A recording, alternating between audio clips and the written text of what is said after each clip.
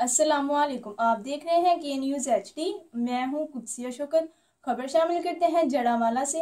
पाकिस्तान के शहरों की तरह देहात की आवाम भी अपने कश्मीरी भाइयों के शाना बिशाना खड़ी है। गवर्नमेंट हाई स्कूल 363 गाफबे के तलबा और उस्ताजा ने कौमी यकजहती कश्मीर मनाया। मज़ीद तफसीलात के लिए जानते हैं हमारे नुमाइंदा मोहम्मद रिजवान आजी से। जी रिजवान, बताइए आपने वहाँ कैसा जज्बा देखा? जी, यहाँ पर अपने कश्मीरी भाइयों से मोहब्बत और यकजहती का जज्बा किसी तौर पर भी बाकी पूरे पाकिस्तान से कम नहीं है।